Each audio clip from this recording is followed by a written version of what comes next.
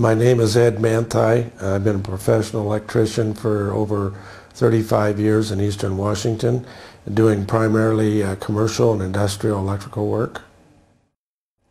About 2.5 years ago, I had a personal experience with arc flash. I was removing an I-line breaker out of a panel board, and apparently there was an unfused conductor coming off this main lug panel that went up to a voltmeter, and the big conductor that was hooked to this breaker had been rubbing up against that all these years. And when I moved that big conductor, which had a 90 on it, out of the way to get the breaker out, when I moved that conductor, I heard a buzz, and then after that a major explosion. I was able to get my eyes closed, I think, and my head back a little bit, blew me back on the floor. Next thing I remember, I was standing in the corner and I couldn't see, and my shirt and stuff was on fire, which I didn't even realize at the time, being as I couldn't see. And so I yelled for help, and a fellow electrician came back in the room. Apparently he'd helped me up and left the room and thought I was with him, and he didn't realize that I couldn't see, and came back and got me. They took me outside and put me out with the fire extinguisher, and of course my main concern was I thought I was blind because I couldn't see anything. I was in the hospital approximately 3 weeks the first time, and then they let me go home for a week, and we were still treating my chest and stomach, hoping it would heal on its own. It didn't, so I had to go back, and I was in there another 3 days, and they grafted my stomach. And then I went home, and in another week and a half, all the skin that had healed on my hands, the back of my hands and arms, started to blister. So I went back in for another 3 days. They were trying to figure out what was going on there.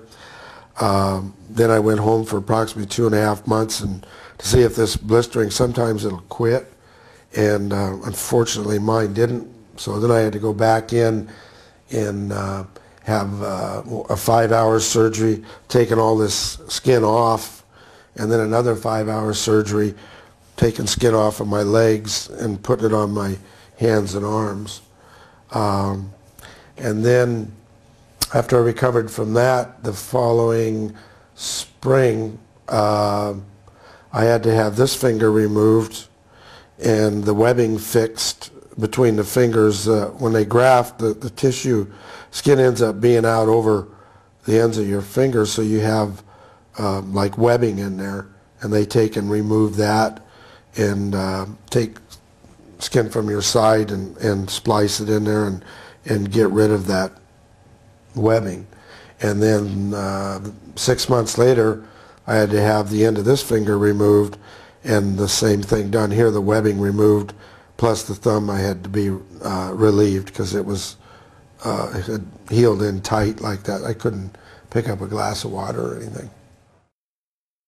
The impact from going through something like this is, and I'll talk about the impact that you don't realize.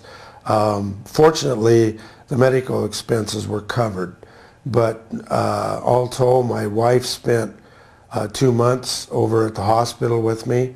Had to stay in a hotel or facilities when they were available at the hospital. Of course, there was food, all the travel back and forth, all the work she missed, all the work I missed. You know, it's a huge financial impact on you personally, and it impacts your whole family because now they're making trips over to see you.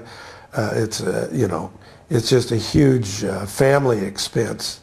You know, that's the part, I guess, that you don't realize until you get in a situation like this where you get hurt bad enough to have to merit being in hospital for 2 months.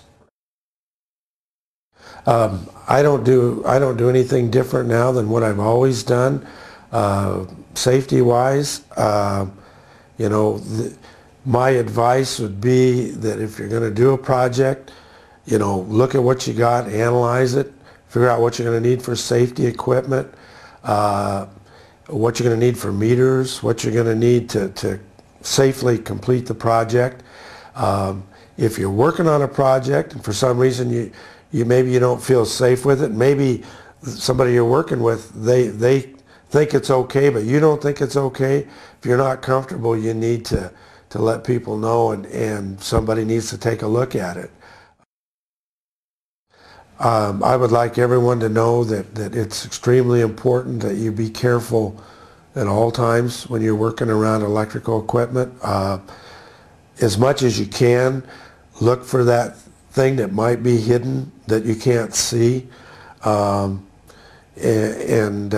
take all the necessary precautions to prevent something like this from happening to you.